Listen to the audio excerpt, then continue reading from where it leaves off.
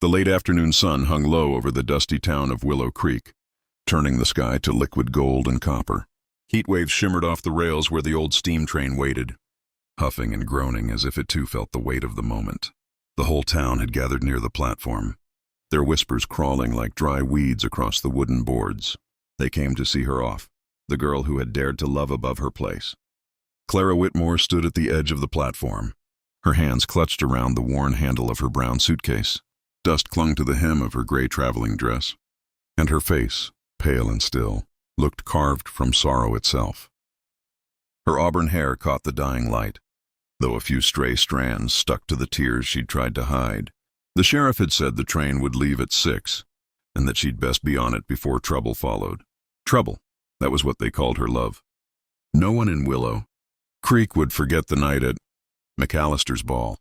Clara had walked in, wearing her mother's lace dress, borrowed shoes, and a smile brighter than the lanterns. But her heart had already belonged to one man long before that night, Jake Carson, the ranch hand with the easy grin and the eyes that saw right through every secret she kept. He wasn't from money. He wasn't from anything at all. Just a drifter who had ridden into town 3 summers back, looking for work and a place to lay his hat. But in the slow days of tending horses and fixing fences, he and Clara had found something unspoken, something that could burn a lifetime down to one heartbeat. Only now that heartbeat was breaking. Behind her, the station master cleared his throat. "Train's about ready, Miss Whitmore. Be best you take your seat." She nodded but didn't move.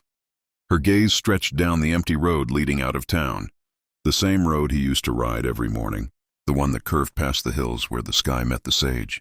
Maybe he'd come. Maybe he'd stop her. But the wind only carried dust and silence. The train whistle screamed and every eye turned toward her. Mrs. Hargrove from the general store leaned toward another woman and whispered loud enough for all to hear. "Well, I suppose that's what happens when a lady forgets her manners. Shame's a heavy suitcase to carry." Clara lifted her chin. She wouldn't cry in front of them. Not here, not now. She stepped toward the carriage door, her suitcase heavy, her heart heavier. Then came the sound that froze her, the pounding of hooves, echoing from the far road. Every head turned. A lone rider tore through the dust, his hat pulled low, his coat flapping like wings in the wind. The sun caught the glint of his spur, the silver buckle at his chest. Even from a distance, Clara knew that shape, the way he rode, wild and sure, as if the earth itself moved to make way for him. Jake Carson. He wasn't supposed to come. He wasn't supposed to make it harder than it already was.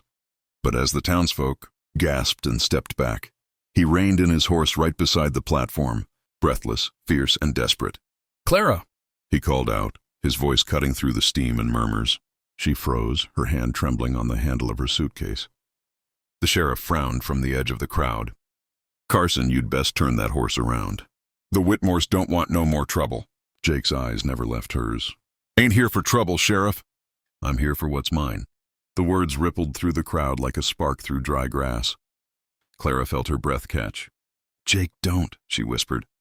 They've already done enough," he said, sliding off his horse. Dust swirled around his boots as he stepped toward her. "You don't belong on that train, Clara." Tears stung her eyes. "You know I have to go. Father says I brought shame on the family. There's no place for me here now." He took another step, lowering his voice but not his resolve. "You think I care what your father says? You think love's got a place it's allowed to be?" Her lips trembled. "It's not that simple." "Yes, it is." His voice broke slightly, rough from the ride and the ache that had driven him. "It's you and it's me. Always has been." Behind them, the whistle shrieked again, louder this time. The train would leave any second. Clara turned away, blinking hard. "Jake, please." "Don't make this worse." He reached for her hand, his calloused fingers brushing against hers. "You think leaving me's gonna make it better?" For a moment, time seemed to stop. The wind, the noise, the eyes watching. It was just them, the cowboy and the girl, torn between love and duty. "I can't stay," she said, her voice barely a whisper. "Not after what they've said. I'm not strong like you."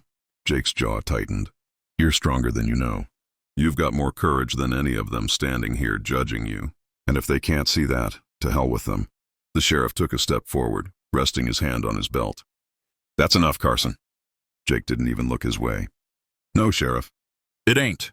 He turned back to Clara, his eyes burning like the sunset behind him. You listen to me. They can send you back to that train, call you whatever they want. But you were mine before they ever knew your name. You hear me? Already mine. The words cracked through her like thunder. She wanted to scream, to run, to throw herself into his arms and forget the world. But the train roared. The steam billowed and her father's voice still echoed in her memory, cold and final. You'll leave this town and never speak his name again. She stepped back, tears spilling down her cheeks now. Jake, if you love me, don't follow. Please let me go. He shook his head slowly, the fight dimming in his eyes, replaced by something softer, something that looked too much like goodbye. The conductor shouted, All aboard! Jake took her hand one last time, pressing something small and metallic into her palm. When she looked down, she saw his mother's silver locket, the one he never took off. Wherever you go, he said quietly, that means you're not alone. Not ever. Then the train hissed, the wheels groaned, and with a great burst of steam it began to move. Clara stumbled forward, caught between running to him and obeying the command that had sent her away. Jake! She cried as the train gathered speed. He ran alongside it, boots pounding against the dirt, refusing to let her disappear that easily. I'll find you, Clara. You hear me? I'll find you. The train carried her away, the town shrinking, his figure fading into the storm of dust. She clutched the locket to her heart and wept. Not because she was leaving him, but because she knew he meant it. He would come for her, and when he did, nothing, not her father's pride, not the whispers of Willow Creek, not even God himself would stop him. The morning after Clara's departure, Willow Creek felt hollow. Jake's world had gone silent except for the whisper of wind through the cottonwoods. Her absence pressed on him like the weight of a desert sky. He spent the night turning her silver locket in his hand, until dawn burned across the plains. That was when he saddled his horse again. If she thought shame could erase what they had, she was wrong. He would prove it by bringing her home, not in disgrace, but in dignity. The trail stretched endless and dry. He rode through dust and memory, the laughter they'd shared, the promises made beneath the stars. Each mile carried the echo of her name. He followed the tracks north, stopping at small stations where strangers remembered a quiet, young woman with a gray dress and a broken smile. Every sighting pushed him onward. Meanwhile, Clara sat alone in the rattling train car bound for the next town over, pretending to read the ticket that her father had pressed into her hand. She told herself it was the right thing, that leaving would silence the gossip and heal her family's honor. But when she touched the locket on her chest, the memory of Jake's eyes returned, steady, unyielding, alive with a love she couldn't outrun. By the third day, storms rolled over the plains. Lightning tore the sky open, rain soaking Jake's coat, but he pressed on. He found the train stalled by a washed-out bridge near Canyon Pass. Passengers huddled under the shelter of the station, waiting for repairs. Among them, Clara. She saw him first through the curtain of rain, a lone rider, drenched, mud-spattered, yet unmistakable. For a heartbeat, she couldn't move. He dismounted and walked toward her, boots sinking into the mud. No crowd now, no sheriff, no father's voice, just the truth between them.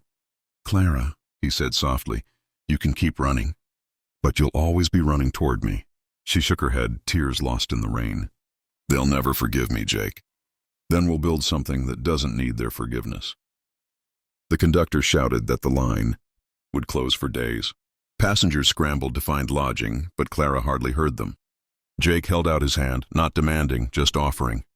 She hesitated only a moment before taking it. Together they walked away from the stalled train toward the hills, where the storm began to break and sunlight spilled through. Weeks later, word reached Willow Creek that the cowboy and the girl had settled near Red River Crossing. He built a small cabin. She taught children in the nearby town. People whispered still, but in time the whispers softened. What had begun in disgrace became a story folks told about courage and love that refused to bow to fear. On quiet evenings when the sky burned gold again, Clara would step onto the porch and see Jake riding back from the range. He'd tip his hat, smile that same unshakable smile, and she'd remember the day he said, "You were already mine."